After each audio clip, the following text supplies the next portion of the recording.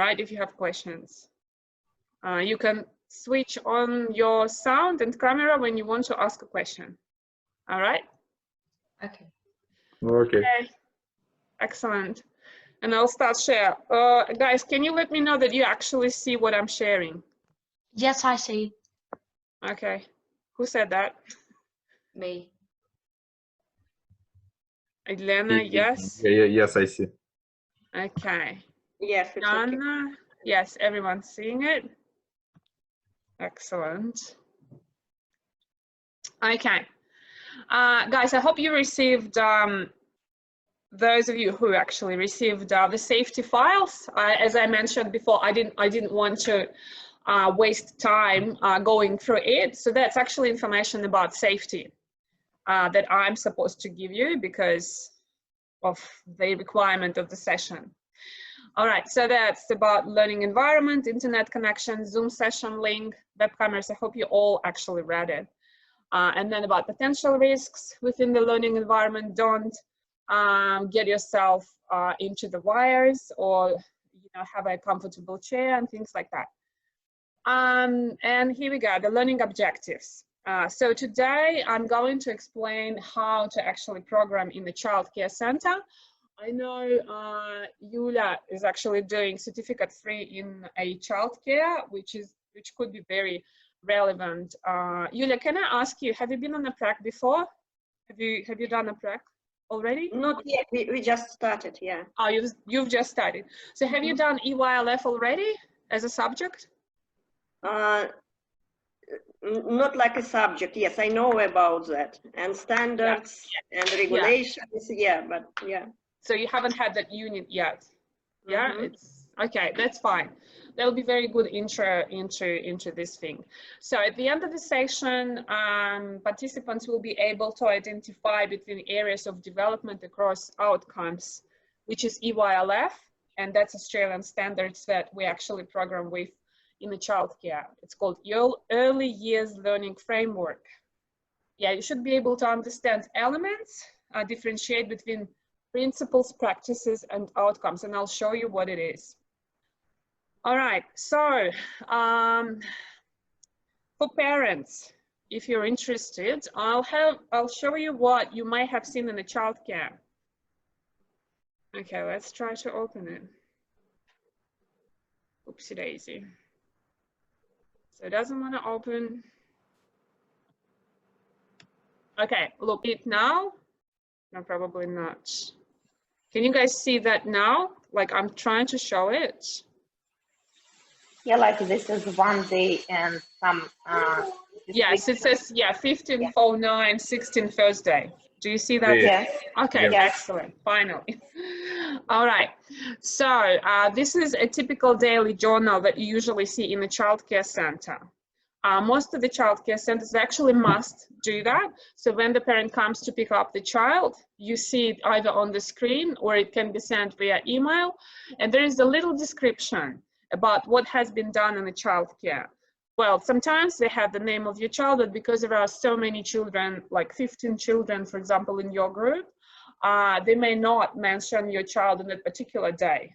So they have many boxes that they describe what was going on in different activities, like group time, for example, or during the music time, or say here, this is just a description of what we were doing during the morning.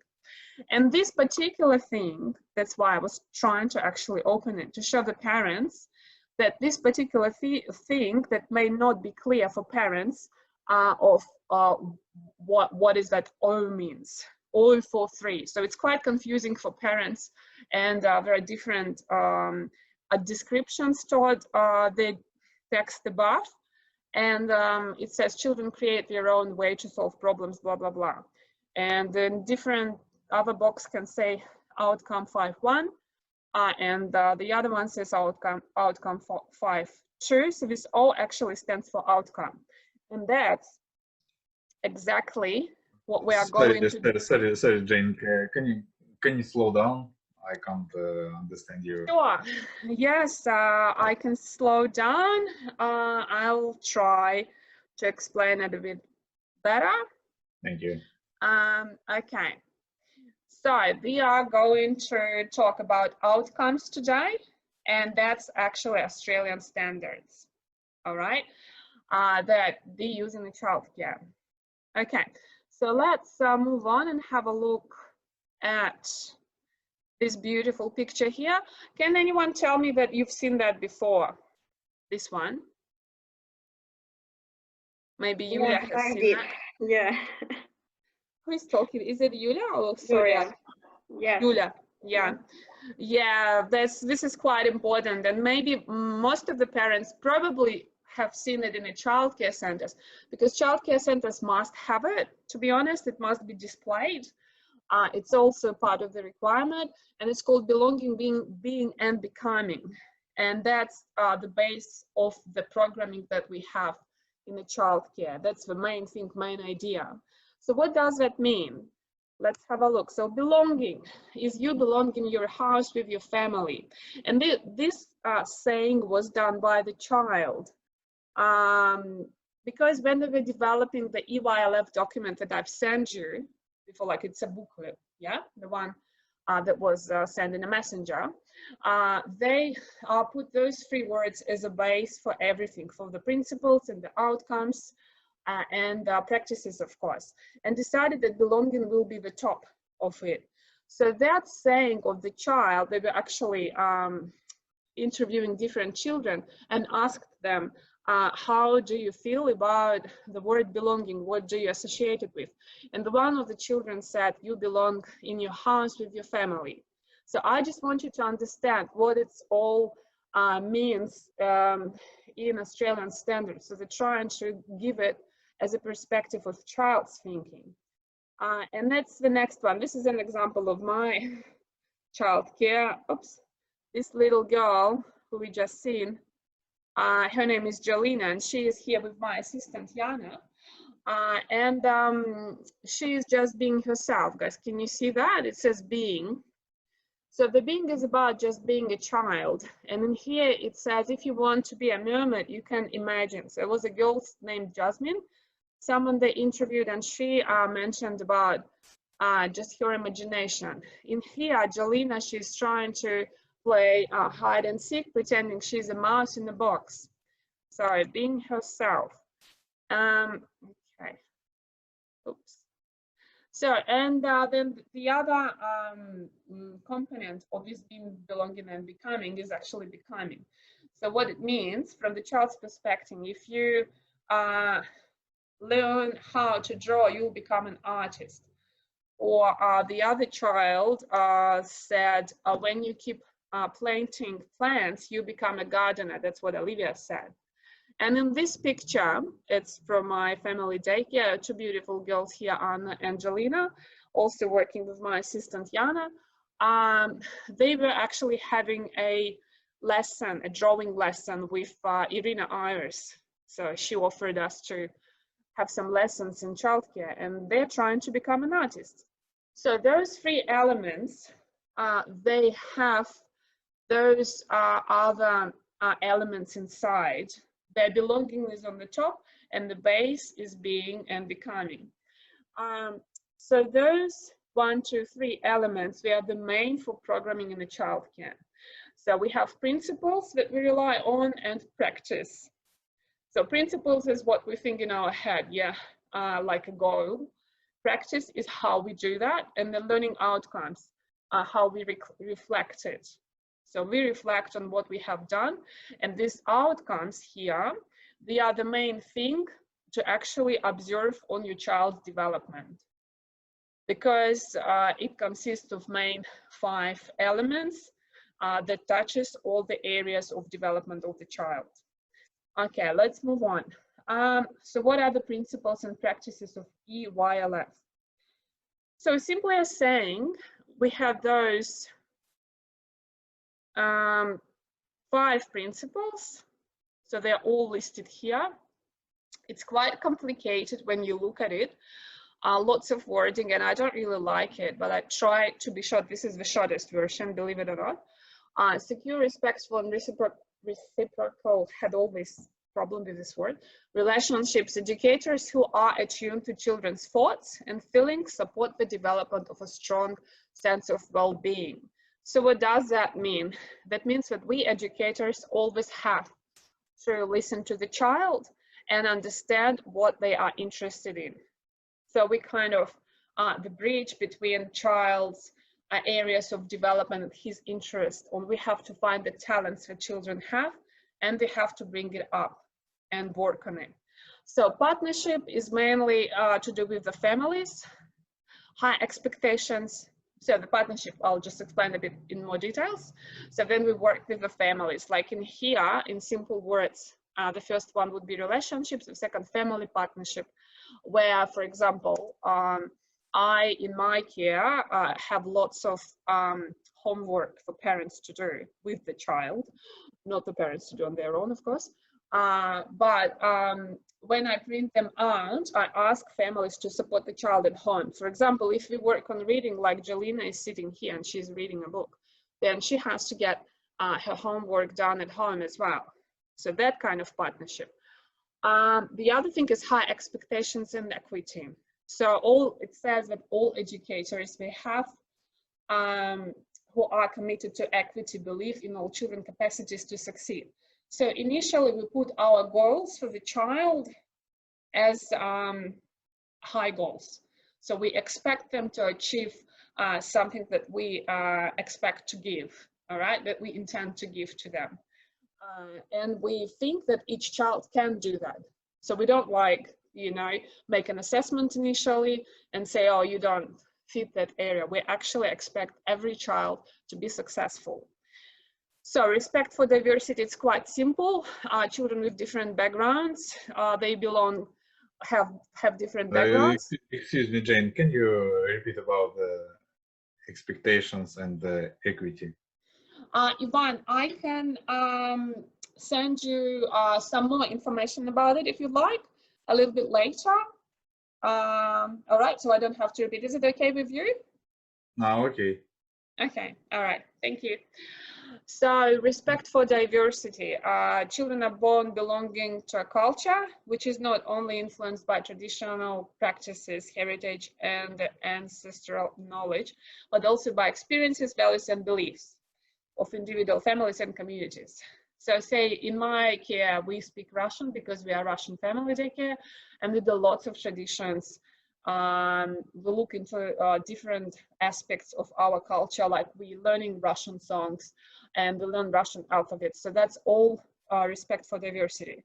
So why I'm saying this, all of those 5 principles and explaining that to you, for parents, for you to be able to understand where we come from, and for you who's actually studying, it's when you do your programming, can you hear me?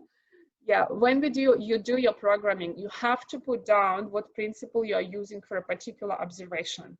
So when you do observation of the child, you'll have a principle, you'll have a practice that you used, and then you have an outcome that is actually relevant to that particular area of development of the child that you're working on. I'll explain it a bit later in more details. So, and ongoing learning and reflective practices. Okay, can't move that. Okay. Yeah, so that means educators continually seek ways to build their professional knowledge and develop learning communities. So that's how we reflect. All right, let's move on. So there are 7 practices as well. So this is the principles are the main idea, how we go, what we are doing, and practices is how we're going to reach it. All right, holistic approach is the first one, which means that we look into the child's development from all perspectives. So in the olden time, before the outcomes came up, and it came up in actually 10 years ago, we had 5 areas that we were looking at. It was much easier and simpler, was not that complicated, it didn't have to do lots of writing, and many educators are now very annoyed with that we have to do lots of writing, lots of photoing of children, that it takes our time to actually play with children or set up activity. But before that, it was much easier. We had 5 areas that we were looking at. So it was thinking child, which means working on cognitive development like maths, puzzles, things like that.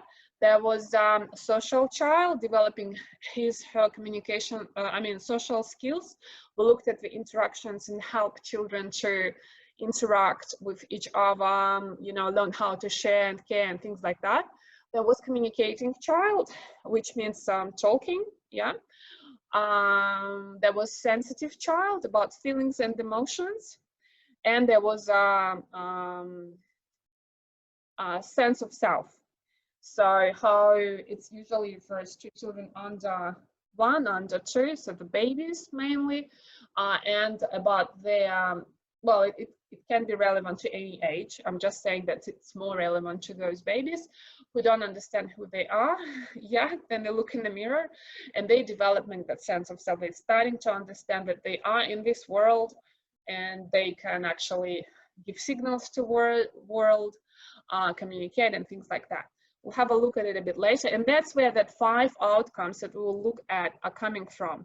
But I think that 5, keeping in mind, especially for Yulia, that there were initially 5 of those areas to work on. It actually eases a lot of your job and understanding and actually memorizing all of those outcomes.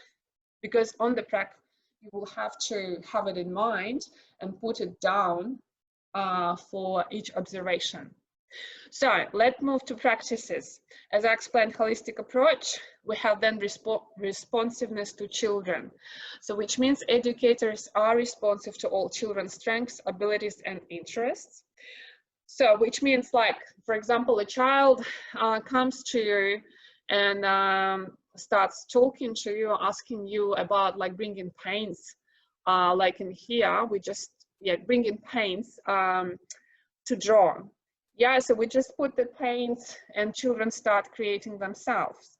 Okay, so in this situation, this principle could be responsiveness to children. And you put it down, Yulia, as responsiveness to children in your observation and programming file. Learning from play, that could be also relevant, but how we do that is we just provide an environment for play. You know, in here in Australia, it is very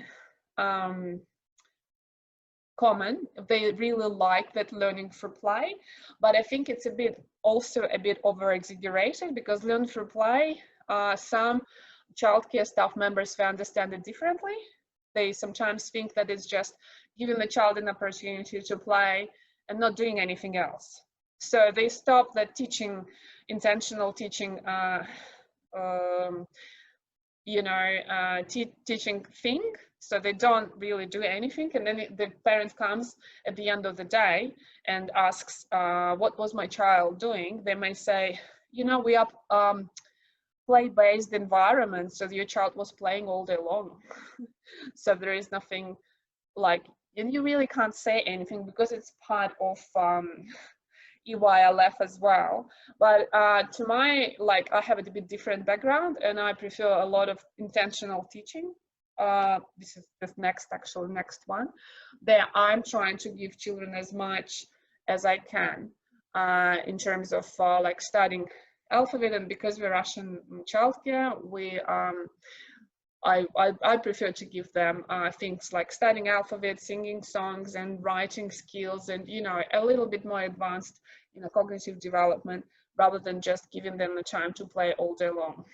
So you may come across with that, but most of the good childcare centers, like I used to work in Only About Children, it was very much balanced. Children had their time to play, had their free play, had their pretend plays, imagination to use, and things like that. And then at the same time, we had intentional teaching. I was actually a music teacher there, so we were doing lots of songs in the childcare. So we were doing a group time and even learning the music theory, the basis, and things like that. So the other thing is learning environments. All right, and in this particular picture, this is, I'd say, this is what kind of these practices was used in here, because I just gave them boxes and paints, and children went into their own imagination and started to pretend that they are doing the beam painted it, suggested many ideas. They made a swimming pool. It was quite fun to observe, to be honest, how much imagination could bring into the play. So cultural competence, educators who are culturally competent respect multiple cultural ways of knowing. It's kind of the same as the diversity principle in here.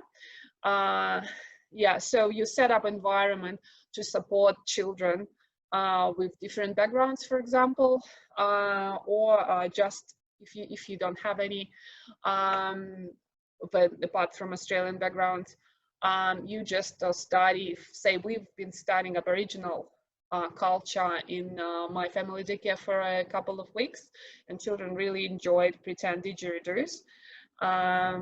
Yeah, so it was quite fun, and continuity of learning and transitions. By building on these experiences, educators help all children to feel secure. Yeah, that's about mainly about separation anxiety, and I know many parents come across with this particular thing. So I don't think that educators don't understand or don't do anything towards this. They have to have it as part of EYLF. We do know how to help your child during that separation anxiety while they're transitioning into the care. Most of the educators tell to parents, please don't stay longer in the childcare and try to come back to your child. Just leave your child and go. So usually this reduces the amount of cry of your child, because you wouldn't believe it, because they seem very upset when you leave, but in a couple of seconds they just go into play and play with someone. And I've seen that so many times that I know for parents it's hard to believe. When parents come back, it makes your child more upset, because they will cry even harder to make you come back. All right, so it's just a little intro into that thing. So let's move on. So this is how we in the childcare use the principle and practices and the outcomes that we will look into. Does anyone, have a question, or do you guys follow me okay? Can you hear me okay? Yeah, okay. Yes, Okay. everything's all right, yeah. All right, Yeah, always excellent. good. Cool, all right, great. So this is an example of principles and practices. So on Thursday, and this is, Yulia, actually how you do the observation, and then you bring everything up for the programming. Okay, you connect all the things together. So on Thursday, 16th of July, I set up activity devoted to the Day of the Family, celebrated in Russia, in Russian culture. We explored with children the meaning of the day and explained that the symbol of it is a daisy flower. Ромашка по-русски, да? To extend in our group time talk, I set up craft or card activity that involves making ромашка. Children engaged in the activity with interest, using scissors, markers, and yellow paint. So that was my observation of that actually was set up activity, to be honest. And then from that, I observed children.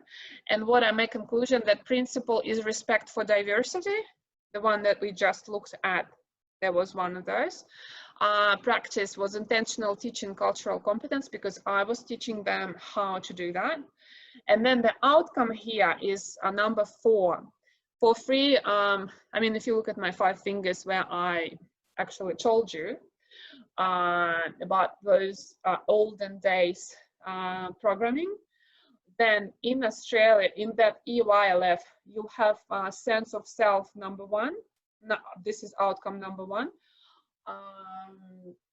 Then social skills is number 2. Number 3 is mainly physical development and social skills as well. And outcome 4 would be thinking. So here we have number 4, and number 5 is communication, communicating child. So which means that we are working on our cognitive development. So outcome 4.3, children learn about new concept of celebration of the family day in Russia. And after that, we set up a provision, which means we kind of looked into this area of development of actually 2 children here, I mean the group of children here, and we extended to something else to further develop child ability to say comprehend, or it could be different, it could be communicating, it could be working on a sense of self and things like that. So to extend in Russian culture, learn new songs in Russian. And usually in childcare you put the date, exact date, but because we had so many songs in Russian, I just put down starting on 23rd of July. So, and we actually did, I believe, we learned a new song with my accompanist, Anna, who is also an assistant in my care. And on 23rd of July, learning new song in Russian, Ladoshki. It's, you know, that song in childcare, open, shut, and so that one was translated into Russian. And it was as part of provision dated on 16th of July. So this is how we put down as a program for children. All right, this is observation, but based on that, we make a program, and I'll show you the list how we actually put program down. The program is usually done for the week. So I usually say to parents, look, I've got 2 months of observations, and then I'll make a program. So I start usually observing when my kids start in February. So in January, February, I observe children, and in March, I start getting into the program. And for the first half a year, I kind of facilitate their skills and abilities, and we work on different areas, including fine motor skills, communication, and all of those 5 elements. And then in half a year, usually childcare centers have a first summary of your child. So they give you a summary, like a report. They describe what areas of child, I mean, all that areas.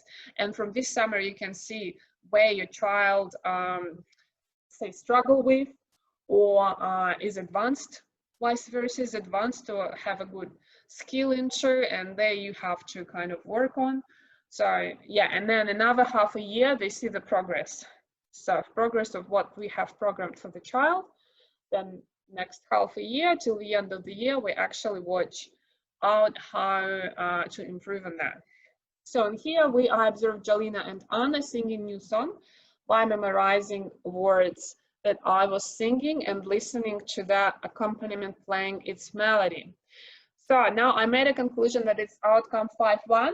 So because it's kind of a cycle, we say start working on one area and then we gradually move to another area of development. So here I bring a communication child, which is outcome 5. Children extend on their Russian speech with help of songs. So that's my conclusion, because this is actually true. So they pick up more words, and it helps them to develop, extend Russian language. And the songs are actually the easiest way to pick up Russian language, especially for those children whose Russian is a second language. Yeah. Like, for example, Jolina, she speaks good Russian, but switches to English very much. Okay, and here we go to outcomes. So those, as I mentioned. Sorry, Jane, can you give us more examples? More examples of particularly what?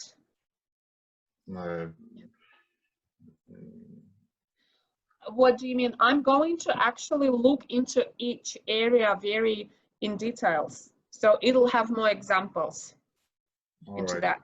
All right.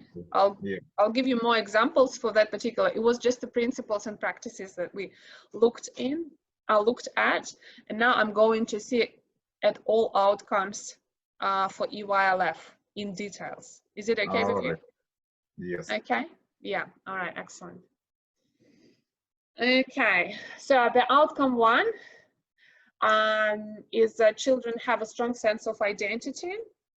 And what it means that this particular outcome has 1, 2, 3, 4, I think 5, not only 4, 1, 2, 3, 4, 4 subclasses, yeah? So they split it into children feel safe, secure, and supported, children develop the emerging of autonomy, children develop knowledgeable and confident self-identities, and children learn to interact in relation to others with care. And guys, can you switch your microphones now and help me to look at those pictures and tell me what do you see? Say any particular picture you like. Yeah.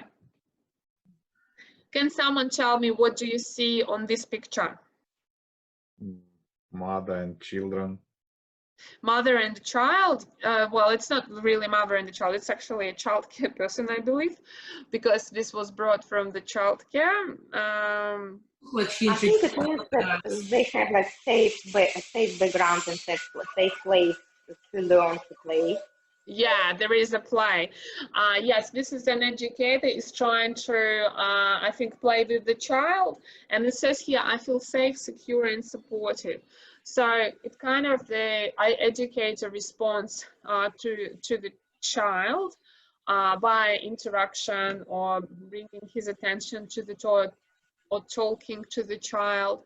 And in this particular picture, they're trying to tell you that the child feels safe, secure, and supported because they've got someone in the childcare who can respond to their needs. So yeah, probably one of the things, she's actually sitting on the level of the child as well, so it's kind of excellent, Lena. Yes, that's true. She's actually sitting on the child's level as well, and that shows that she's very much into play with the child on his level. Yeah. So same with the other pictures. Sorry, but I didn't understand. You don't understand? Yes. Okay, so we are trying, what we're trying to say, what I'm trying to say, is that we're actually we're trying to look into how we can say that this particular activity is related to outcome 1. Okay, so then the child feels safe, secure, and there's a child care person who's helping the child. We then refer to outcome 1 because it's all about children have a strong sense of identity. Do you understand it now better or still not? Yeah. Okay, that's fine. All right, and I'll show you an example of outcome 1 with observations and provision. So this is about Anna, and we'll be mainly focused on Anna today. Thanks to the parents who let me share some information about her. So Anna learns to take care, I called it. This is an observation dated on 22nd of May. I observed children playing with paint wheel that was set up by my assistant Jana. All children were very excited to try it, and 5-year-old Anna decided to go first. She was asking for more paper to make her artwork, but I explained that other children want to have their turn. Then it was 3-year-old Jolina's turn. Anna said, I'll help you, and began to make it for her. So she took over. Jolina became upset and said, I want to do that. It's my turn. I explained to Anna that it's Jolina's turn and she wants to make it on her own. Anna agreed and gave paint bottles to Jolina. So this is outcome 1-4. Anna is learning to interact in relations to others with care because, especially for you again, this is the 4th area that you would look at. It says children learn to interact in relations to others with care. So then you see that situation in the child care and you want to make observation on that. Keep in mind that this is actually related to outcome 1. Okay, so and then I did the provision, set up another joint activity involving Anna and other children, like Doctor's Corner, and extend on outcome 5-1, communicating with child. So here I put kind of in the future, I want to develop on Anna's communicating skills, because I just looked at her sense of self, skill, and I want to extend it to something else. All right, so there are different situations that we as educators can see in the childcare. For example, I see children are trying new things, and they are very curious about that. So I may refer it to develop their emerging autonomy, like here.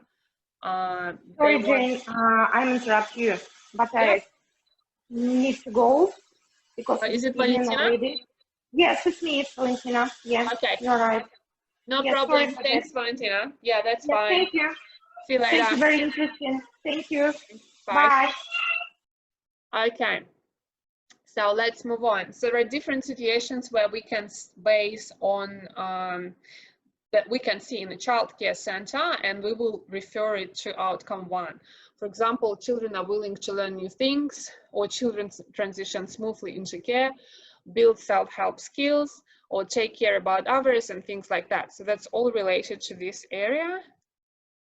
And that's why, as parents, you might see outcome 1 in your books or in daily journals. So outcome 2 is children are connected with and contribute to their world. Which means children develop a sense of belonging to a group. It's more about social skills. Children respond to diversity with respect. And that would be children become aware of fairness, and children become socially responsible and show respect for the environment. So which means in here we can see the boy who is actually digging something, so he respects environment, so it could be related to the environment. This is a group activity, so I understand about the groups and communities. So if you see this situation in a childcare, like children playing together, then you could kind of do observation on that and bring it to the outcome 2. All right, and in here the boy is packing away, so he's taking responsibility for playing with toys, and so on. Okay, and here is another example. See the beautiful 2 Annas. To be honest, this is a big Anna and a little Anna, as we call them in our childcare. They went for a walk.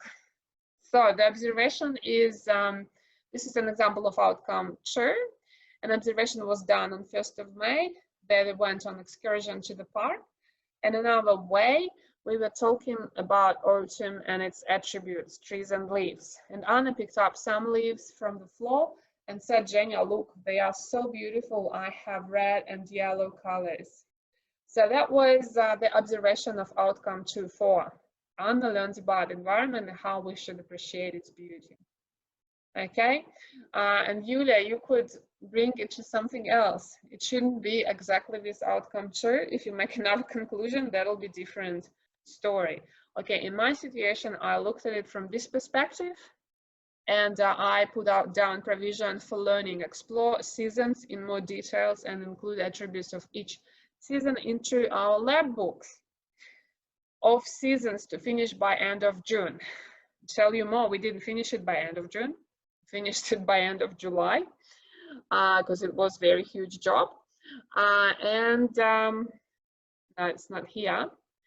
Yeah, but anyway, that's one of the examples, and there are lots of ideas for you guys how we educators could see any situation that could be relevant to outcome 2. Now let's move to outcome 3. This is more interesting in terms of in my perspective. I'd say I'm more interested in this outcome because it covers physical development of the child, which is very important for parents. Well, it says it has 2 subclasses. It has children become strong in their social and emotional well-being.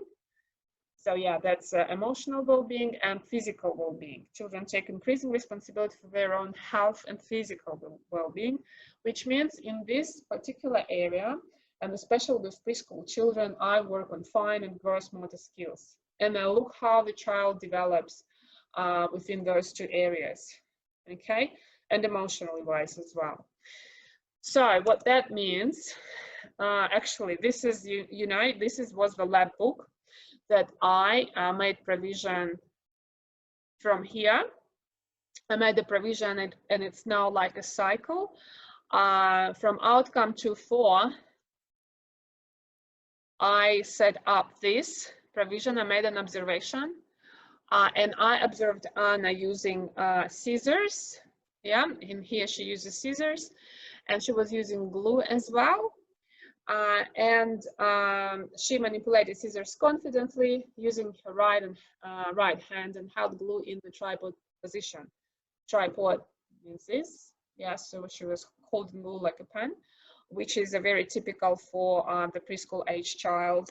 The position, this is the right position, means she's actually ready to go to school.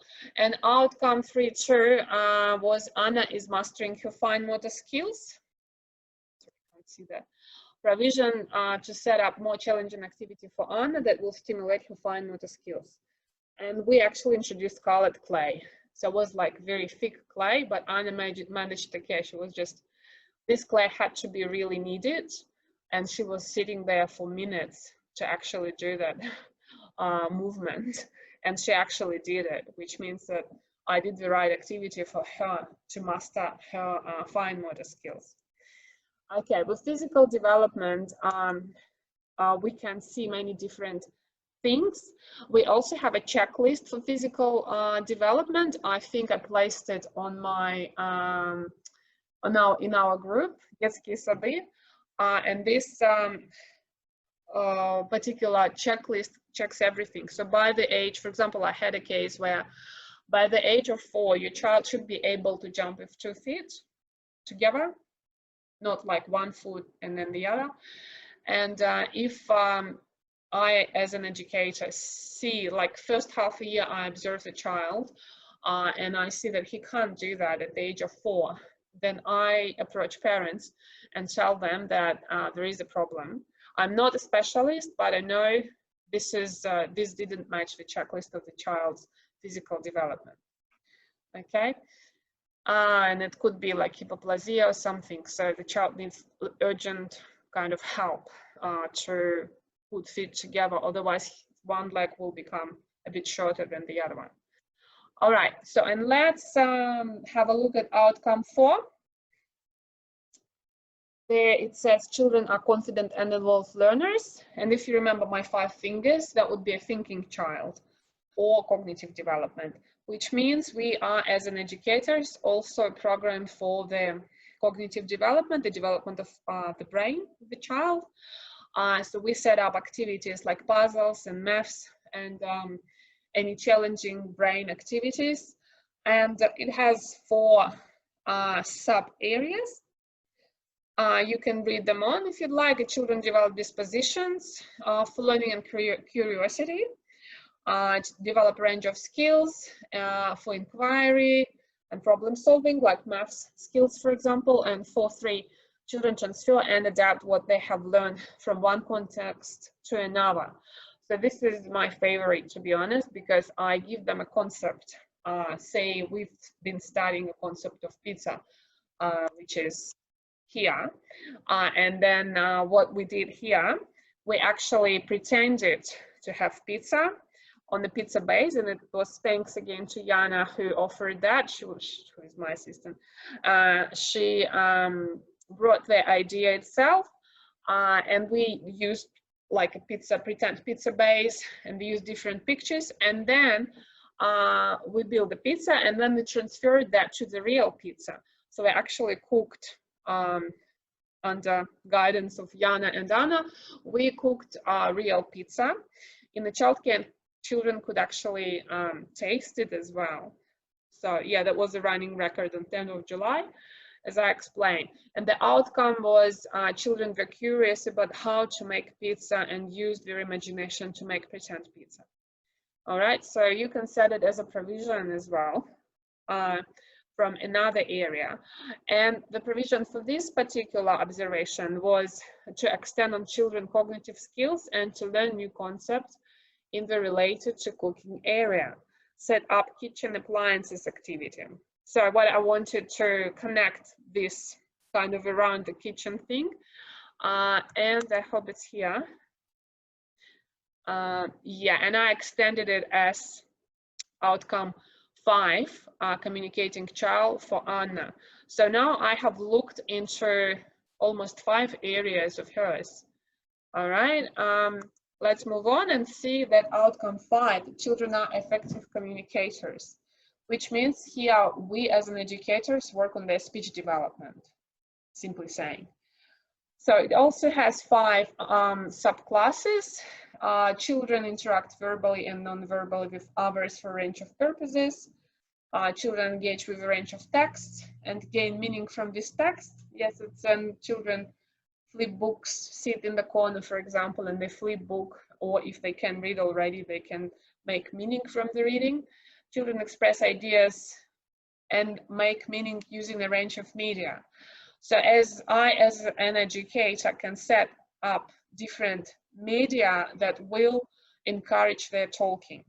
For example, a book corner, and we can sit together and discuss what is actually written in a book, or just looking through the picture, we can guess it, and the child would start expressing him or herself with words, and I can help there to extend on their speech using different strategies. And the 5th one is children, actually 4, is children begin to understand how symbols and pattern systems work. That's more about writing letters and reading alphabet or reading their names. And the minimum in the childcare, then they go to school. So in preschool, they should be able to read their name, preferably surname, and should be able to write it. And children use information and communication technologies to access information, investigate ideas, and represent their thinking. Well, it's about computers and things like that, and what they can use to actually extend on it. I'm not 5 hands, you know, I mean 5 fingers for this, but it's also part of EYLF. So, and non-verbally for, can anyone tell me what do you see on those pictures?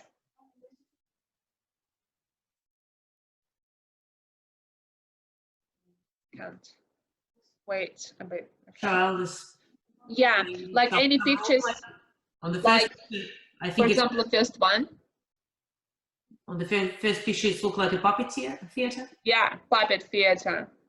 That actually stimulates talking. Yeah, you know how children put little puppet on their hands and they start talking. So this is one of the activities that you can set up in a childcare to actually help them to talk. Anyone else want to tell something? Thanks, Lena. Like, for example, it's quite hard to see here, isn't it? But what about this one, the last one? Is it kind of creative drawing?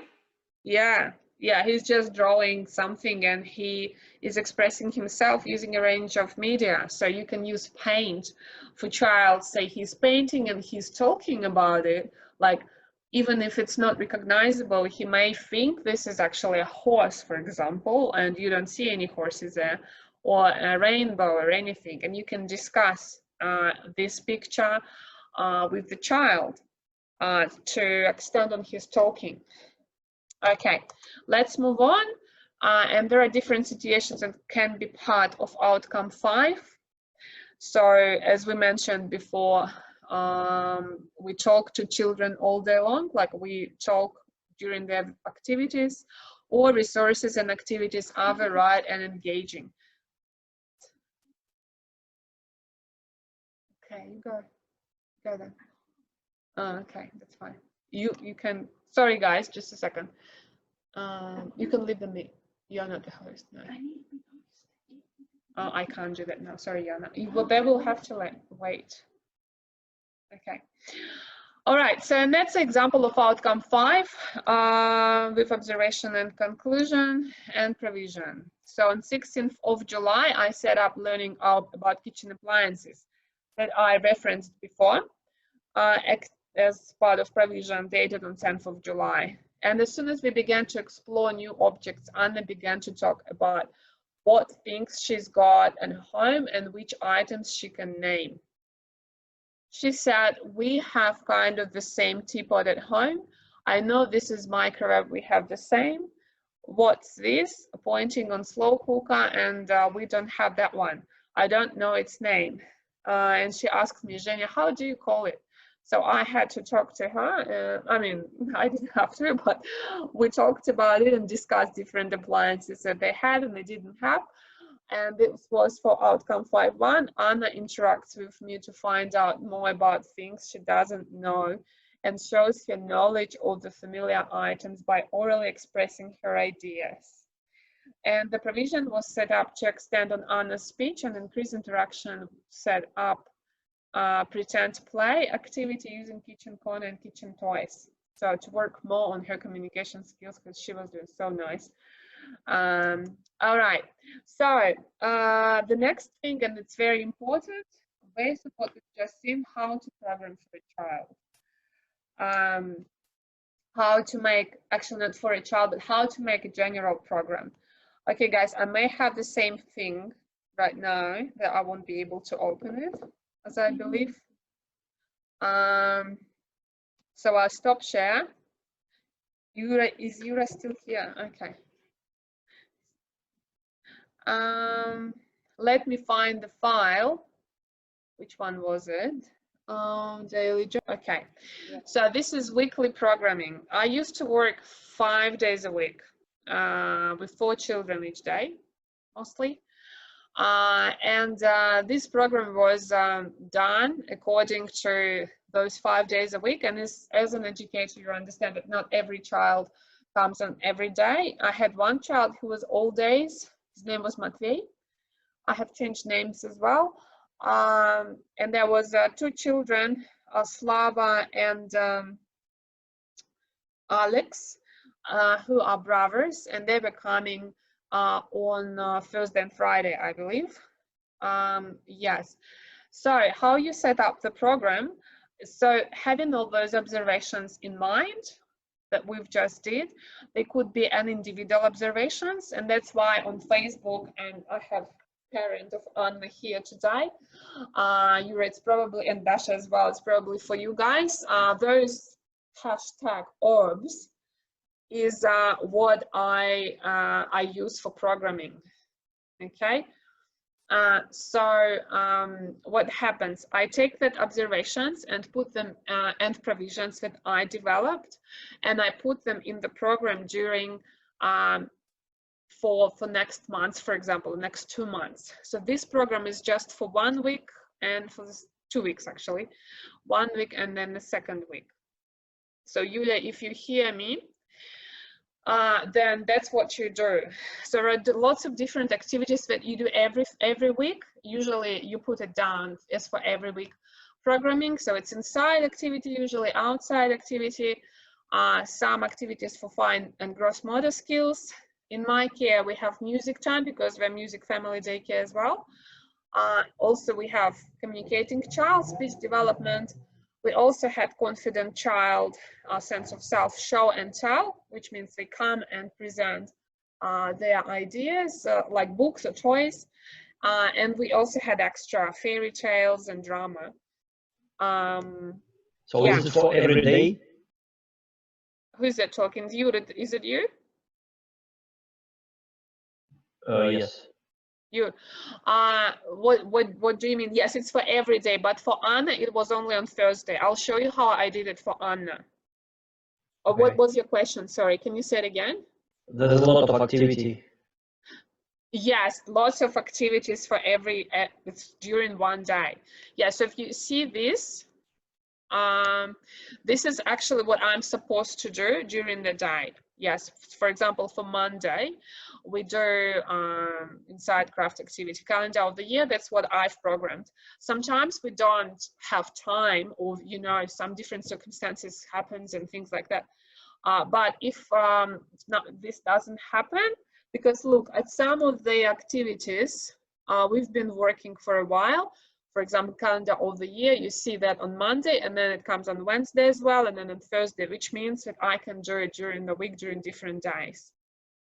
Do you understand that? Okay. Yeah, and for example, an outside activity, we play different games. So here with Matvey, I set up this particularly for him because we had to develop some skills for his gross motor, running, because he was very slow in running, and jumping as well. And I set up it for him several times, okay, during the week. So my idea was to make him run faster. Yeah, so I hope that's clear. Now, if you guys don't understand that, then ask me questions, because what we've just seen with Anna, I'll show you Anna's file. Sorry, can you send me this material?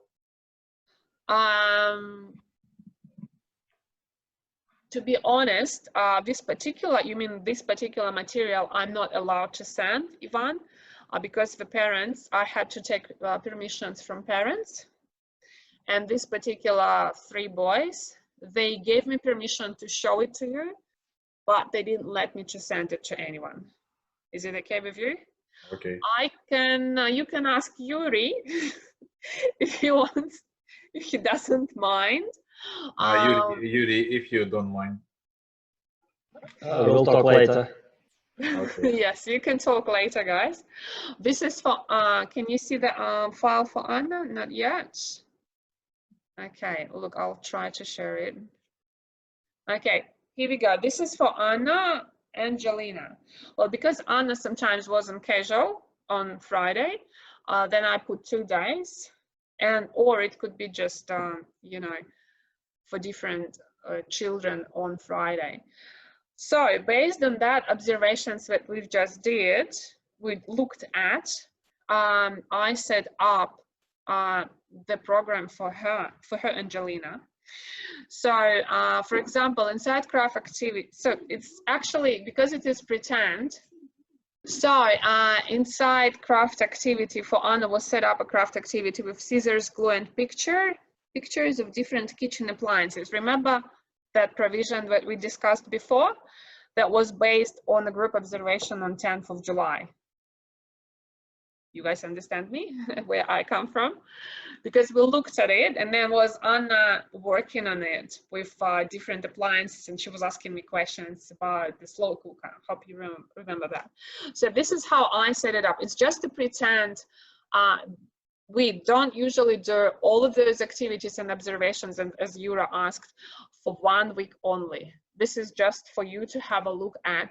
We usually make it within like 2 or 3 months. We set up activities for different areas of development, like a physical child or fine motor skills or something else, you know, a communicating child, blah, blah, blah. So that's outside games, hopscotch. Yana was doing games.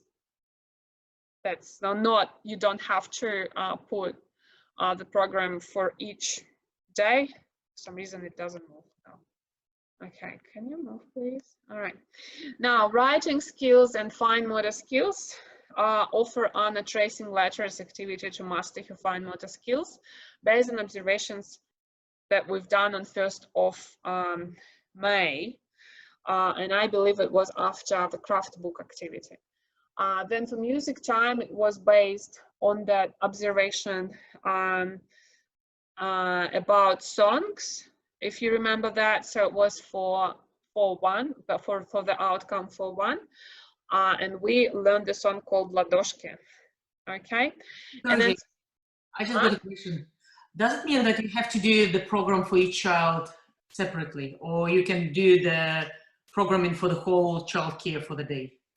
For the whole childcare, that's what I'm saying. It's just a pretend. I'm trying to show you what would you do for, actually, because in my care I only have 4 kids. In the big childcare, you'll have, you know how we looked in the other program, for 5 days a week. So you'll have more names in each kind of cell. Yeah, you can have not only Matvey in one area, but it could be a Matvey, I don't know, Timothy, Alex, Slava, and some other children, and you would put down based on observation for each child. Okay, so because you should be referred, like you refer to which observation, you need to know, you need to keep it in mind, which provision you are setting up Or you can set up one provision for all 5 children, for example, like a paint activity, and work on their fine motor skills. Okay. Did I answer your question? Yeah, it's understandable. Thank you. Okay, so yeah, and the same with music time. We've done that before. Speech development, and like we were exploring seasons based on. So I'm just trying to show how you could do it for the week. It could be, it shouldn't be Anna all the time here. It would be different children for each activity, or it could be a number of children, because in a childcare you don't have 4 children, you have 15 and more, you know. So you have to program for each of them, and you don't have to do it on every activity. You don't have to put a name of the child on particular activity. It could be just a general activity. We're just playing games, okay? And then stretch it to 3 months. Like you can do weekly observations and weekly provisions, but stretch it with different names for the whole month, if you know what I mean. So I put my observations around here. Actually, that's what observations we're talking about. So those observations are mentioned in the program for Anna. Okay, and it all started with us picking up leaves. So now it became a cycle. I just want to show to Yulia how you cycle all this. So you start with outcome 2, then you do the observation and provision, and you move to outcome, what was it? Outcome 3.2, you know, to find motor skills after you set up the provision for doing the lab book because of the autumn, because she was picking up the leaves here. And then this is a different story. We were just working on Russian culture, and that was outcome 1, I believe. That was principles, yeah.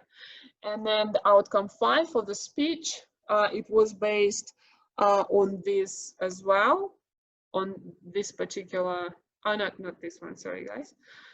It was based on us doing the pizza. Okay, so we were working on cognitive development, thanks to Jana, and extended it to this activity, and now looks at the area of communication, number 5. And this was the area of cognitive development, number 4. All right, I hope that's clear. It's quite complicated, but when you, like for Yulia, for example, could be, when you start working with children and you have it constantly, then you just do it. It sits in your mind. You don't have to refer to the booklet all the time. Okay, so let me return to our PowerPoint, and I think that was the last thing I wanted to show you. Pretty sure. The very last thing is what you do every half a year is actually having a summary. Do you guys see my PowerPoint slide now or not? Yep. Yeah, okay, excellent. So yeah, and then at the end, you make a summary based on your observations, programming, and daily journals. Okay, so daily journals is what Yura I put on Facebook every day. Like I have my closed group for parents, and Yura knows about it. Yura and Dasha knows. And this is the daily journal. So I don't do it paper-wise or in the computer. I do it on the group, in the group. And then I do OBS there. You know that hashtags, OBS, Anna. This is actually observations. And based on that, I do provisions. And then at the end, I was supposed to do the summary for you guys. Oopsie daisy, sorry. I'll show you how the summary looks like. In the summary, you cover all the areas of the programming that you've done, okay? Which means you just cover all 5 elements, make the description, and suggest to parents if that's... Do you guys see the summary now of the child? Or you still see the file, PowerPoint file? Can you see that now? Yes, now we Yeah. can. Summary, yeah. That's an example of summary based on observations, journals, running records, provisions, and conclusions, okay? So this is a bit of understanding about the child and how I did it. That are all observations, and this is a summary. So in summary, you include all 5 areas. For example, this one is about sense of self. He had some separation anxiety. Then his interest in music and things like that, that was more related to his interests, and really are usually related to outcome 5, their communication skills, actually cognitive skills, sorry guys, number 4. His interaction with peers, I describe his social skills. You see here again about social skills and friends and things like that. Then I mentioned about physical development, which is outcome 3, fine motor skills and gross motor skills. And the feelings of others, it's a sensitive child, which is outcome 1. And then a sense of self, also outcome 1. Social skills is now outcome 2. And then you make a description in general and put the goals for the next year. This is how it looks like. Okay, so I'll show you, we quickly have like a little practical example, and I want you to switch your microphones on. Can everyone see this file with the baby or not? Yes. Yes, yes. Oh, sorry guys, just switched off. All right. So this is a practical task, especially for the dads to be. Look at the picture and discuss what area of development or which outcomes it could be related to. So what is the child doing and what do you think, what area of his development we can describe here? You also can help, you don't have to wait on, maybe Yura can say, experienced dad. Relaxing. Relaxing. Well, it could be relaxing, but what area of development that would be then? Probably self-confidence, self-environment, safe environment. Yeah, safe environment. Yes, that's true. Yeah, sense of self. So it's outcome 1, safe and secure. That's true. Any other ideas? I think it's development as well, because it got some toy just on top of it, which he actually can observe and he will try to. Yeah, looking at different colors. Yes, the cognitive development. You're right, Lena. Yes, so he's kind of comprehending about colors and understand that. What is the other one? You probably won't know that, but can you guess the other one, which is very important as well for the little baby? Can anyone guess it? Well, I just noticed that the baby is definitely doing some eye contact, so probably some kind of communication with an adult who is actually nearby. Communication, yes, that could be communication outcome 5. So it was very close about eyes.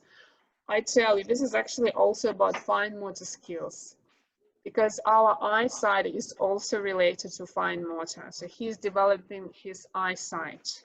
Do you understand that? Oh. Yeah.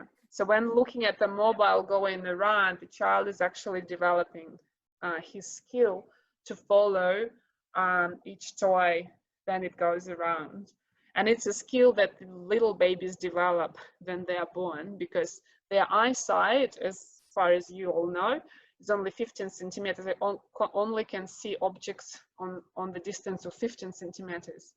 Then they are born. And then as they grow, they develop that skill. And this is why these mobiles are very good toys to actually have in the baby cot. Okay, excellent. All right, guys. I think this is pretty much everything. Would you have any more questions for me? Would you like to ask something? You're very welcome to do it now. Now you can switch all microphones on and tell me something you're happy with that, and or you're happy to go. Yes, well, it was pretty informative and very clearly to develop. Thank you so much for all the information you've done. Thanks, Lena, for coming today. It's exciting to know how much work is actually done. Oh, thanks, because as an experienced dad, like you said, I just spend some time with my kids, not going into any science. Yeah. Okay. Thanks for this feedback, Yura. Okay. Yulia, where's Yulia? Was it helpful for you? Do you think you're gonna use it in your study? Yes, it's very interesting, yeah, and it's amazing how many things educators should remember and observe, yeah, and use in future planning and future development for children, yes. It will be easy for me to remember all the outcomes in the future when we will start this year, this topic. I know, but it'll come very easily, trust me. Yeah. All right, so guys, I won't keep you any longer. Thanks for coming today. I really appreciate it. So goodbye, everyone, and I'll let you go. Bye. Bye. See ya.